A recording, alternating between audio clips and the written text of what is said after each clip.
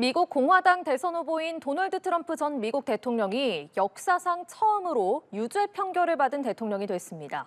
최종 선고는 7월 11일에 내려질 텐데요. 오는 11월 미 대통령 선거에 어떤 영향을 미칠지 관심이 쏠리고 있습니다. 임은정 국립공주대학교 국제학부 교수와 자세히 알아보겠습니다. 안녕하세요. 네, 안녕하세요. 네, 트럼프 전 대통령이 미국 역사상 처음으로 범죄 혐의로 유죄 판결을 받은 전직 대통령이 됐습니다. 자, 먼저 어떤 혐의인지 재판 내용 다시 한번 정리해 주실까요? 네, 일단 이 트럼프 전 대통령 관련해서 이제 한 4가지 정도, 지금 4개의 지역에서 제기된 그 재판들이 있는데요. 예. 이번 건은 관련된 것이 이제 뉴욕의 재판과 관련된 내용입니다. 이제 뉴욕이 있었고, 플로리다, 그다음에 조지아, 워싱턴 D.C.까지 이렇게 있고, 또 이게 또 주 검찰이 했느냐, 또 연방 검찰이 했느냐 이런 부분도 이제 섞여 있는데, 예. 이제 이번 건 같은 경우는 이제 뉴욕과 관련된 재판이고요. 이제 뉴욕 주 검찰이 이제 트럼프 전 대통령을 상대로 한 이 지금 기소한 내용이라고 하는 것은 이제 스토미 데니얼스라고 하는 뭐 이런 성인물 배우였던 분이 이제 트럼프 전 대통령과 어떤 그런 뭐 부적절한 관계 이런 게 있었다라는 것과 그것을 이제 선거 기간 동안 이제 입막음을 하려고 이제 좀 그런 입막음 돈, 허시머니라고 이제 영어로 말을 하죠. 이제 그런 돈을 지불했다는 건데 이제 또 거기서 나아가서 이 돈이 또 이제 저 회계장부 같은 것을 일종의 이제 배임이겠죠. 이제 그런 식의 좀 회계장부 처리가 투명하게 되지 않은 상태에서 됐다라고 하는 것들. 예. 이렇게 해서 이 여러 가지 건이 같이 이제 묶여 있는 그런 사건인데요. 이제 이것에 대해서 이번에 이제 배심원단이 12명이 만장일치로 유죄다라고 이제 판결을 내린 그런 사건이 되겠습니다. 예, 네. 성추문, 입막음, 돈 의혹 재판 이렇게 불리는데 여기서 말씀하신 것처럼 배심원단이 모든 혐의에 대해서 유죄 판결을 내렸습니다. 이 만장일치 결론 어떤 의미가 있는 겁니까?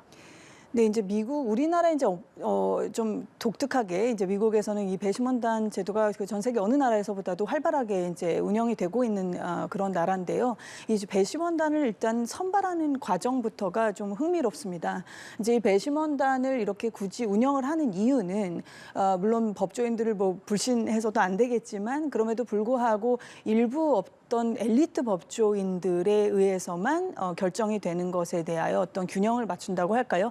일반 이게 이제 고대 뭐 로마부터 시작을 해서 오는 그런 서양의 역사에서 있는 어떤 그런 시민 의식 이런 것들에 또 발현이 되는 그런 제도라고 할 수가 있겠는데 네. 이 배심원을 이 12명을 뽑는 과정에서도 보면은 이제 여러 가지를 감안을 합니다. 뭐 예를 들면 이 사람이 특별한 어떤 정치적 성향이 뚜렷하게 있거나 그러면 안 되겠죠. 이제 트럼프 대통령에 대해서 유리하거나 혹은 불리하거나 정말 그 법적인 부분만 보는 것이 아닌 어떤 자신의 그 정치적 성향 때문에 그렇게 판단할 수도 있는 거기 때문에 뭐 이런 부분을 배제한다든지 그래서 이 12명이 꽤 이 뉴욕의 그 시민들을 대표할 수 있는 그 대표성을 띤 사람들로 구성을 합니다. 네. 그래서 이제 저도 그 면면을 보니까 이제 흥미로운 부분도 여러 이제 직업도 다양하고 또 같은 뉴욕이라고 그래도 이제 거주 지역도 다양하고 뭐 이런 분들로 이제 구성이 됐는데 근데 이런 분들이 만장일치로 해서 그것도 혐의에 대해서 모두가 다 일치를 했다는 것은 또 이것은 우리나라랑 또 다르게 이것을 이제 올리면 결국 판사가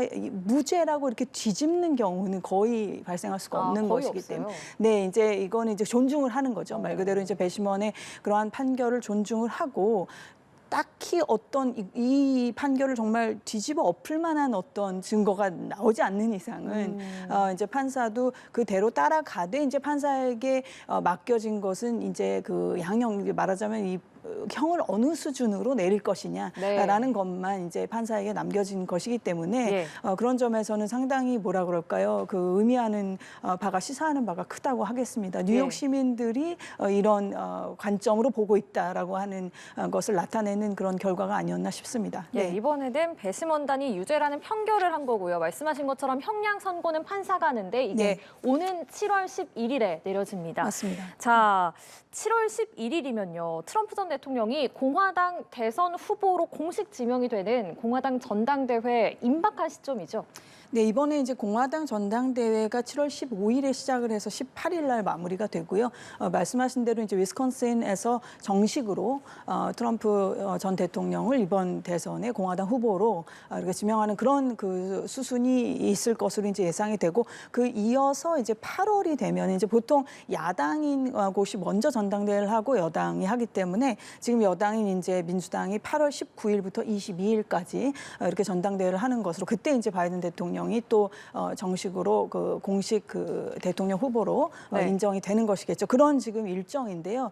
이제 흥미로운 것은 말씀하신 대로 지금 7월 11일이 굉장히 전당대회에 임박해서 있다라고 하는 것과 더 이제 좀 주목해야 되는 것은 그 전에 6월 27일에 이제 CNN이 주관하는 TV 토론이 있습니다. 요 날짜를 좀 많은 국민들께서도 관심 있게 보시지 않을까 싶습니다. 왜냐하면 이 토론에서 아마 상당히 이번 이 판결을 둘러싸고서도 설전이 벌어질 것이 예상이 되기 때문에 이 또 과거와는 다르게 이번에 좀 TV 토론 일정이 좀 꽤 앞당겨서 잡혀져 있거든요. 보통은 이제 전당대회를 하고 이렇게 다 정식으로 지명을 받고 이렇게 해서 토론을 하는데, 하여튼 올해는 조금 여러 가지 또 두 후보들의 또 뭐 합의에 의해서 이렇게 6월 27일에 그리고 이제 9월 10일 ABC에서 주관하는 토론, 이렇게 두 번이 있는 것이기 때문에 그 전당대회 날짜를 이렇게 맞물려 가면서 또 이런 여러 가지 또 사법 절차들과 맞물려 가는 것들이 있어서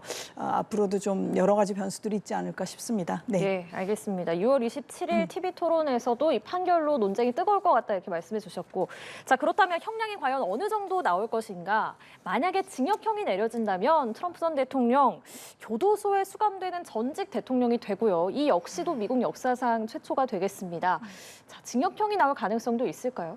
글쎄, 그거는 뭐 판사님께서 알아서 판단을 하실 문제겠죠. 당연히 그 법적인 부분들을 잘, 이 또 그 담당 판사이신 분이 후안 멀천이라는 분이 뭐 조용하지만은 상당히 강골이다, 뭐 이렇게 알려져는 있습니다. 그래서 이런 이제 배심원 판결도 있었고 또 뭐 여러 가지, 그러나 물론 여론의 추세대로 법의 판결이 쫓아갈 수는 없는 걸 테니까요. 근데 다만 그래도 한 가지 좀 말씀을 드리고 싶은 것은, 이제 저는 개인적으로 이제 워싱턴 생활이 좀 길었던 편인데 당시에 이제 우리나라는 아무래도 좀 전직 대통령들이 여러 가지 이제 사건 사고들이 있지 않았습니까? 그래서 뭐 탄핵도 있었고 뭐 가시는 경우도 있고 감옥에 가시는 경우도 있고 했었는데, 그럴 때마다 이제 미국 소위 이제 전문가라고 하는 분들이 저랑도 대화를 하면서 뭐라 그러냐면은 우리나라는 그렇게까지는 잘 안 한다, 이런 말씀을 하셨던 게 기억이 나요.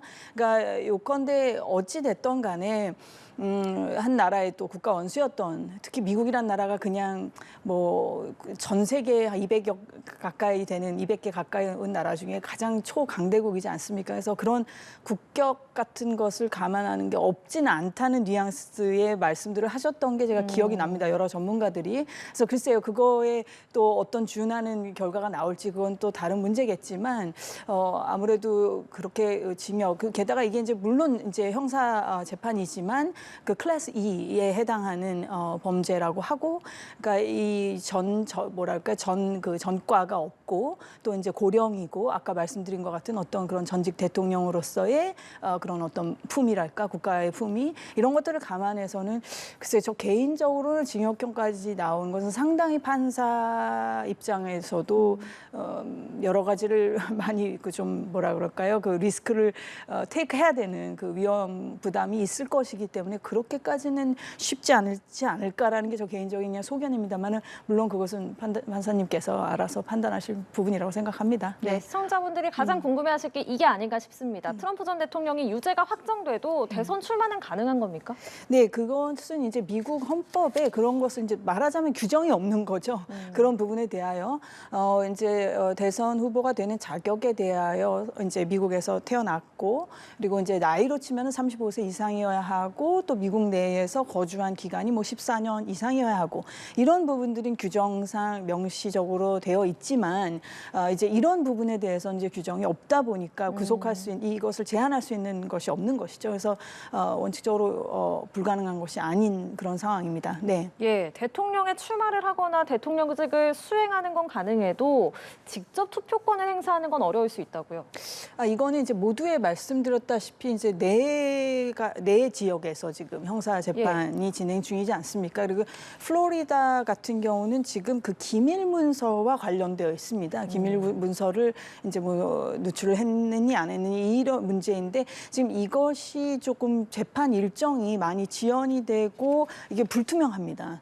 근데 이제 플로리다 같은 경우는 이제 자주 내에서의 이제 중범죄자의 경우에 제한하는 것이기 때문에 이번에 이제 뉴욕에서 받은 것이 플로리다에 이제 거주하는 것으로 되어 있는 트럼프 전 대통령의 본인의 그 투표권 자체를 구속할 수 있느냐라고 하는 것은 꼭 그렇지 않은 것으로 저는 알고 있습니다. 그러니까 플로리다 내에서 중범죄를 받았었에 대한 판결을 받으면 그 제한이 되지만 이번엔 이것은 다른 지역에서 지금 나온 판결이기 때문에 그러나 혹시나 만에 하나라도 아까 저는 제 개인적 소견으로는 가능성은 낮다고 보았습니다만은 만약에라도 구속이 된다면은 그러면은 이제 뭐 물리적으로 제한을 받는 것이기 때문에 뭐 그 가능성이 아예 제로다라고 말씀을 드릴 수는 또 없겠죠. 예. 예, 알겠습니다. 유죄 판결이 내려진 후에 트럼프 전 대통령과 바이든 대통령의 반응을 좀 보면요. 트럼프 전 대통령은 자신이 무죄이며 끝까지 싸우겠다. 진짜 판결은 11월 대선에서 내려질 거다 이렇게 반응을 했고요. 또 바이든 대통령은 트럼프를 몰아낼 방법은 대선뿐이다라고 했습니다. 지금 미국에서 이 두 사람에 대한 여론은 어떻습니까? 이게 여론조사가 너무 굉장히 엎치락뒤치락하는 상황입니다. 분명히 올해 한 초까지만 해도 분명히 트럼프 대통령이 우세했었습니다.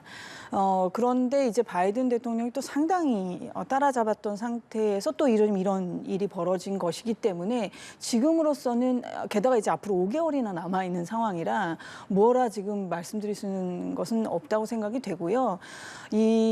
그럼에도 불구하고 좀 관심 있게 봐야 하는 몇몇 포인트들이 있지 않나 싶은데 무엇보다도 우리나라도 지금 마찬가지입니다만 인플레이션 문제가 가장 그 표심을 움직이는 데 있어서 결정적인 그 키이지 않을까 싶습니다. 미국이 지금 수치적으로는 굉장히 경기가 좋다, 뭐 거의 완전 고용 상태다 등등 이 경제 지표는 좋은 상황이지만은 막상 그 일반적인 국민들이 느끼는 것은 이렇게 체감이 좋지가 않을 수밖에 없는 게 인플레이션 때문인 거거든요. 그래서 물론 이제 바이든 대통령이 뭐 인플레이션 감축법이라든지 뭐 이런저런 노력들을 안 한 것이 아니고 또 상황도 점점 나아지고는 있다고 하지만 그것을 정말 대다수의 국민들이 느끼기에는 다소 또 좀 온도 차이가 있는 것 같아서 여전히 중요한 것은 지금 인플레이션이고 그리고 지금 이 이스라엘과 하마스 간의 이 전쟁 양상이 묘하게 지금 미국의 표심을 갈라놓는 또 측면들이 있어서 이런 뭐 대내외적인 그 변수들을 또 고려, 이 사법 변수도 물론 큰 변수입니다만은 그런 여러 가지 그 대내외 변수들도 함께 좀 볼 필요가 있지 않을까 싶습니다. 네. 트럼프 전 대통령은 계속 결백을 주장하고 있고 또 즉각 항소할 것으로 전해졌는데 최종 결론은 대선 전에 나오기는 좀 어려워 보인다는 게 중론입니다. 이렇게 유죄 판결을 받은 채로 그러면 대선에 출마하면 상황이 두 가지로 펼쳐질 것 같은데요. 도덕성 논란으로 좀 지지를 잃을 가능성 그리고 오히려 지지층이 결집할 가능성 두 가능성 중에 어느 쪽이 좀 더 가깝다고 보십니까? 저는 뭐 두 개가 동시에 벌어질 것이라고 생각합니다. 트럼프 대통령은 워낙 그 팬덤이라고 할까요? 워낙 강성 지지층이 확고한 그런 캐릭터, 보기 드문 그런 캐릭터이고 이제 바이든 대통령은 또 바이든 대통령대로 그런 나름 그 엔티 트럼프라고 할까요? 그런 반 트럼프 세력이 또 움직여질 수 있는 부분, 특히 이런 사법적으로 이미 유죄 판결이 나옴으로써 이것으로 인해서 그 중도에 있는 분들이 좀 움직이는 숫자들도 분명히 나타날 것이기 때문에 이것은 지금 뭐 이런저런 말씀드리기가 어렵습니다만은 아까도 말씀드렸다시피 이 지금 이스라엘 하마스 전쟁 양상에서 상당히 그 바이든 대통령을 지난 대선 때 굉장히 지지했었던 소위 젊은 젊은 층들, 젊은 유권자들이죠. 이들이 상당히 돌아선 부분이 있을 것으로 보고 특히 이제 4년 전에는 뭐 기후 변화 대응이라든지 이런 어떤 그런 지구적인 문제에 대해서도 젊은 층들이 이 그 바이든 대통령을 지지를 했었었는데 이제 그런 이슈들이 조금 실효성을 좀 다한 것, 물론 기후 변화는 여전히 너무나 심각한 문제이지만 그게 어떤 선거의 이슈로서 쓰여지는 부분은 4년 전에 비해서 좀 덜해졌다는 것과 지금 그 이스라엘 하마스 문제 때문에 또 이제 표심이 갈라지는 부분. 그러면서 또 인구적으로 미국 내에 굉장히 그 무슬림들이 많아지셨기 때문에 또 이 표심을 누가 갖고 올 것이냐. 근데 지금 상당 부분 많은 그 여론조사 지표에서 나타나는 게 이 무슬림 표심을 상당 부분 지금 트럼프 대통령이 끌어왔거든요. 상당한 격차를 가지고. 예. 그래서 이런 하여튼 좀 복합적인 상황입니다. 뭐라고 지금 이런 자 진짜 거듭 말씀드리기가 어려울 정도로 앞이 참 불투명한 그런 상황이라고밖에 말씀을 드리기가 좀 어렵습니다. 예, 알겠습니다. 네. 임은정 국립공주대학교 국제학부 교수와 이야기 나눴습니다. 오늘 말씀 고맙습니다. 네, 감사합니다.